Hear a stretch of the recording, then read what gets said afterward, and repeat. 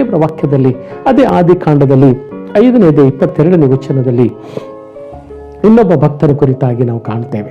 5ನೇ 22ನೇ ವಚನ ನೋಡಿಕೊಳ್ಳೋಣ.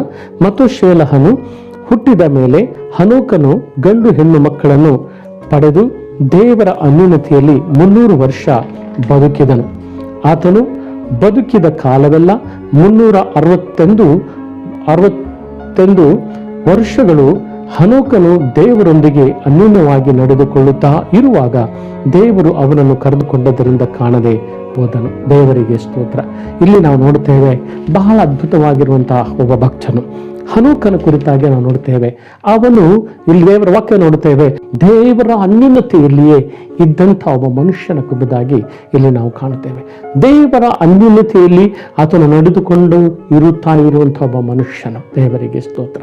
ಆ ವರ್ಷದ ಎಲ್ಲ ಒಂದೊಂದು ದಿನಗಳು, ಒಂದೊಂದು ಗಳಿಗೆಗಳು ದೇವರ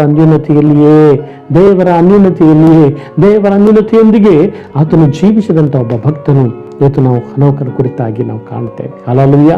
ಆ ಅನ್ಯೋನ್ಯತೆಯಲ್ಲಿ ಇರುವಾಗಲೇ ತಂದೆ ಆಗಿರುವಂತಹ ದೇವರು ಅವನನ್ನು ಕರೆದದ್ರಿಂದ ಕಾಣದೆ ಹೋದನೆಂಬುದಾಗಿ ನಾವು ನೋಡುತ್ತೇವೆ. ಯಾರು ದೇವರೊಂದಿಗೆ ಅನ್ಯೋನ್ಯವಾಗಿರುತ್ತಾರೋ ದೇವರು ಅವರೊಂದಿಗೆ ಅನ್ಯೋನ್ಯವಾಗಿರುವುದಕ್ಕಾಗಿ ಬಯಸುವ ದೇವರು. ಆತನು ಯಾವಾಗಲೂ ನಮ್ಮೊಂದಿಗೆ ಆತನು ಇರುವುದಕ್ಕಾಗಿ ಆತನು ಇಷ್ಟಪಡ್ತಾನೆ. ನೀನಿಲ್ಲದೆ ನಾನಿಲ್ಲ ಎಂಬುದಾಗಿ ದೇವರು ಆತನು ಹೇಳುವನಾಗಿದ್ದಾನೆ. ದೇವರು ಆತನು ಹೇಳ್ತಾನೆ, ಹನೋಕನ್ನು ನೋಡುತ್ತೇವೆ, ಈಗ ಅವನು ಅನ್ಯೋನ್ಯವಾಗಿರುವಾಗಲೇ ಅವನನ್ನು ತಂದೆ ದೇವರು ತನ್ನ ಬಳಿಗೆ ಆತನು ಕರೆದುಕೊಂಡು ಹೋದ. ದೇವರಿಗೆ ಸ್ತೋತ್ರ. ಈ ಲೋಕದ ಆಯುಷ್ಯದ ದಿನಗಳು, ನನ್ನ ಜೀವಿತದಲ್ಲಿ ಕೊಟ್ಟಿರುವಂತಹ ಈ ದಿನದ ಪ್ರತಿಯೊಂದೊಂದು ಗಳಿಗೆ ದೇವರೊಟ್ಟಿಗೆ ನಾವು ಅನ್ಯೋನ್ಯವಾಗಿ ಇರುವಂಥದ್ದನ್ನು ನಾವು ಅಭ್ಯಾಸ ಮಾಡಿಕೊಳ್ಳುವವರಾಗಿರಬೇಕು. ದೇವರಿಗೆ ಸ್ತೋತ್ರವಾಗಲಿ. ಹನೋಕನು ದೇವರೊಂದಿಗೆ ಅನ್ಯೋನ್ಯವಾಗಿ ಇದ್ದನು. ದೇವರ ವಾಕ್ಯವು ಸತ್ಯವೇದದಲ್ಲಿ ಆತನ ಕುರಿತಾಗಿ ನಾವು ಕಾಣುತ್ತೇವೆ. ನನ್ನ ಜೀವಿತದ ಚರಿತ್ರೆ, ನಾವುಗಳು ದೇವರೊಟ್ಟಿಗಿರುವ ಅನ್ಯೋನ್ಯತೆ, ದೇವರೊಟ್ಟಿಗಿರುವ ಸಂಬಂಧ, ದೇವರೊಟ್ಟಿಗೆ ಇದ್ದುಕೊಂಡು ಇರುವಂತಹ ಅನುಭವಗಳು, ದೇವರೊಂದಿಗೆ ಇರುವಂತಹ ಆ ರೀತಿಯ ಒಂದು ಅನಿಸಿಕೆಗಳು ಇವತ್ತು ನಿಮ್ಮ ಮುಂದಿನ ಪೀಳಿಗೆಗಳಿಗೆ, ಜನಾಂಗಗಳಿಗೆ ಇವತ್ತು ಒಂದು ಅದ್ಭುತವಾದಂತಹ ಮಾದರಿಯಾಗಿ, ಪಾಠವಾಗಿ, ಇವತ್ತು ಉಪದೇಶವಾಗಿ ಇವತ್ತು ಮಾಡಲ್ಪಡುವಂಥ ಸಾಕ್ಷಿಯ ಜೀವಿತ, ಕ್ರಿಸ್ತನೊಂದಿಗೆ ಅನ್ಯೋನ್ಯತೆಯಲ್ಲಿ ಕಳೆಯುವಂಥ ಜೀವಿತ ಇವತ್ತು ನಾವು ಆಗಿರೋಣ.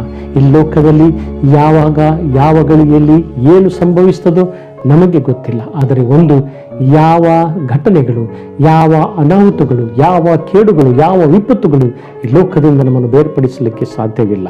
ಕ್ರಿಸ್ತನ ಅನ್ಯೋನ್ಯತೆಯಲ್ಲಿ ಇರುವಾಗ ದೇವರ ಆತ್ಮನಿಂದಲೇ ನಾವು ಆತನ ಅನ್ಯೋನ್ಯತೆಯಲ್ಲಿ ಇರುವಂಥವರಾಗಿರಬೇಕೆಂಬುದೇ ಇವತ್ತು ನಾವು ಬಯಕೆ ಉಳ್ಳವರಾಗಿ ಹನೋಕನ ಹಾಗೆ ನಮ್ಮ ಜೀವಿತವನ್ನು ಜೀವಿಸುವುದಕ್ಕಾಗಿ ದೇವರು ಅಪೇಕ್ಷೆ ಪಡುವವನು ಆತನಾಗಿದ್ದಾನೆ. ದೇವರಿಗೆ ಸ್ತೋತ್ರ.